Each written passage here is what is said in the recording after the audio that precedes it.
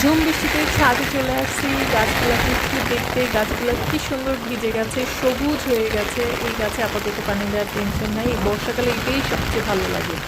এই পাশে আমার সবজি বাগানে এই যে এই সাইডে কচু গাছটা, এটা আমার না, আর একটা আন্টির গাছ। এই গাছটা পেরে গেছে, কি সুন্দর। বর্ষার পানিতে আসলে কচু গাছগুলো খুব ভিজে হয়। এই সাইডে ফ্লাওয়ারগুলো আছে, মরিচ গাছ দেখা যাচ্ছে এই সাইডে। অনেক অ্যালোভেরা গাছও আছে, অনেক জাতের গাছ আছে এই সাইডে। মানে কোন গাছটা নাই আপনারা বলবেন, আমি দেখবো যে সেই গাছটা আছে কিনা। প্রচুর পরিমাণে গাছ আছে। কে কে বাগান করতে পছন্দ করো সেটাও জানাবা। আমাদের এখানে আমি পানি নিয়ে একটু খেলছি। আমার গাছগুলো একটু একটু করে তরতাজা হচ্ছে।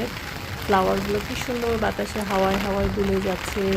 আহ, সব মিক্সড আছে, ফ্লাওয়ার, ফ্রুট, সবজি, পাট শাকগুলোও খুব সুন্দরভাবে দুলছে। এই সাইডেও হচ্ছে শাক লাগানো হয়েছে বড় বড় এরকম ট্রেতে। পানিতে পুরো ছাদটা ভরে গেছে, বৃষ্টির থামার নাম নেই। ওই দূরে দেখা যাচ্ছে ওটা শিউলি গাছ, ওটা একটা আন্টির গাছ। এই সাইডটা পুরোটাই ফ্লাওয়ার করেছে আন্টি, অর্কিডও আছে। এই সাইডটা আন্টি খুব সুন্দর যত্ন সহকারে কিছু গাছ লাগিয়েছে ফ্লাওয়ারের বিশেষ করে। আর অন্য সাইডটাতে দেখা যাচ্ছে সবজি, ফ্রুটস এগুলো মিক্সড করে আমরা কয়েকটা লাগিয়েছি। যে এই সাইডে ভ্যাটকলটা, এই শাকটা মানে কি বলবো, এটা জাস্ট লাগালেই হয়ে যায়।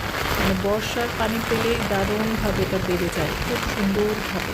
মাশাআল্লাহ, বাতাসে গাছগুলো খুব সুন্দর দেখা যাচ্ছে। বৃষ্টিতে গাছগুলো ভিজে যাচ্ছে। এই বৃষ্টিতে ভেজার মজাই আলাদা। বা ঠান্ডার ভয়ে আমি আপাতত হাফ ভিজেছি। কি সুন্দর শাক গাছগুলো বেড়ে গেছে বর্ষার পানিতে, খুব ভালো লাগে। আর এই ফ্লাওয়ার ফুলগুলোকে পুরো মানে লাগানোর প্রয়োজন নেই, পুরো ছাদ জুড়ে আছে এগুলো। যে সাইডে ড্রাগনের আছে, আমাদের ড্রাগনের বাগান। সবাই ভালো থাকবে।